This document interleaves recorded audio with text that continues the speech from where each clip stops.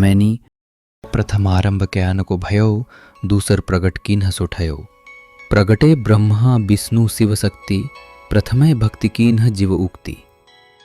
प्रगटी पवन पानी ओ छाया, बहु विस्तारिक प्रगटी माया।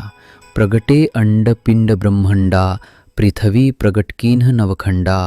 प्रगटे सिंध साधक सन्यासी, ये सब लग रहे अविनाशी। प्रगटे सुर नर मुनि सब झारी, तेऊ खोजी परे सब हारी।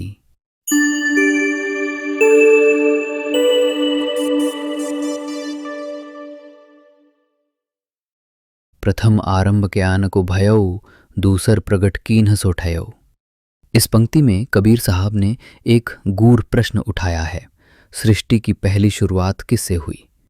हम जो भी देख रहे हैं वो सब दूसरा है जो प्रकट हुआ, लेकिन उसका कारण जो पहले से था अप्रकट और अज्ञेय है, वही वास्तव में ठयऊ यानी स्थिर, शाश्वत और सत्य है। परम तत्व अदृश्य है, सृष्टि का मूल कारण वही है, बाकी सब बाद में प्रकट हुआ। प्रगटे ब्रह्मा विष्णु शिव शक्ति, प्रथमय भक्ति कीन्ह जीव उक्ति। यहाँ यह कहा गया है कि ब्रह्मा सृष्टिकर्ता, विष्णु पालक, शिव संहारक और शक्ति माया सभी तो बाद में प्रकट हुए, परंतु जीव आत्मा ने जो पहले किया वह था भक्ति। यह आत्मा की सबसे पहली क्रिया है। ईश्वर की ओर प्रेम पूर्वक झुकना, भक्ति ही आत्मा का मूल स्वभाव है। भक्ति सृष्टि से भी पहले प्रकट हुई भावना है। प्रगटी पवन पानी और छाया, बहु विस्तारिक प्रगटी माया।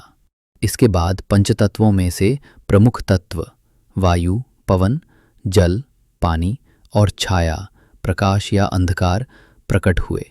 फिर फैल गई विस्तृत माया, जो संसार की समस्त दृष्टिगत व्यवस्था है। माया जो दिखता है वह ईश्वर की ही रचना है, लेकिन भ्रम भी उत्पन्न करती है। प्रगटे अंड पिंड ब्रह्मंडा, पृथ्वी प्रगट कीन्ह नवखंडा। फिर अंड सृष्टि का सूक्ष्म बीज, पिंड शरीर या जीव और ब्रह्मांड संपूर्ण सृष्टि प्रकट हुए। धरती को 9 खंडों 9 भागों में विभाजित किया गया, जैसा कि वेद और पुराणों में वर्णन मिलता है। संपूर्ण सृष्टि ईश्वर की योजना और क्रिया का परिणाम है।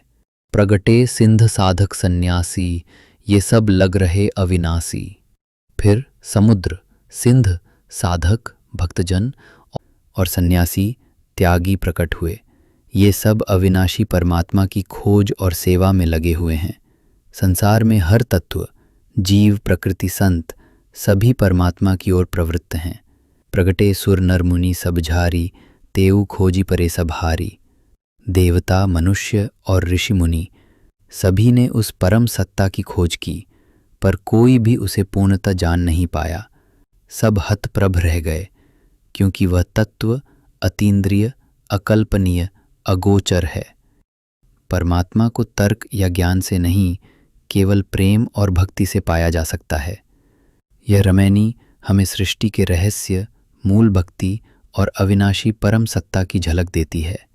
यह बताती है कि जो कुछ भी प्रकट है वह बाद का है, और जो पहले था वही सत्य है। उसका नाम नहीं, रूप नहीं, परंतु वह सर्वत्र है, चेतन है और भक्ति से प्राप्त होने योग्य है।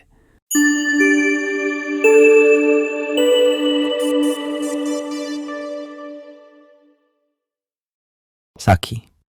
जीव सीव सब परगटे, वै ठाकुर सब दास।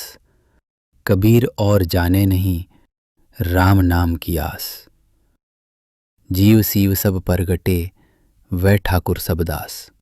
संसार में जितने भी जीव और ईश्वर जैसे प्रतीत होने वाले रूप, जैसे देवता, महापुरुष आदि प्रकट हुए हैं, वे सब परम तत्व के दास सेवक ही हैं। कोई भी सर्वोपरि नहीं है, सब किसी महान सत्ता के अधीन हैं।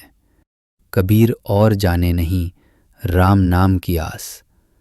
कबीर कहते हैं कि मुझे ना तो इन जीवों का बड़ा छोटा ज्ञान चाहिए और ना ही मैं किसी लौकिक शक्ति को सर्वोपरि मानता हूँ। मुझे तो केवल राम नाम, ईश्वर के नाम की ही आशा और विश्वास है।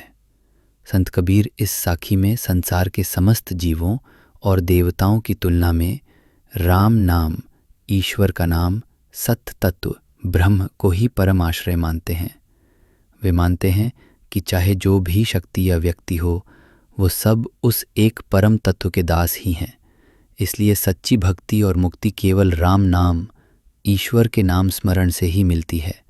यह भक्ति और निर्गुण भक्ति मार्ग का गूढ़ संदेश है कि न रूप, न मूर्ति, न विशेष नाम, केवल नाम स्मरण ही मोक्ष का मार्ग है।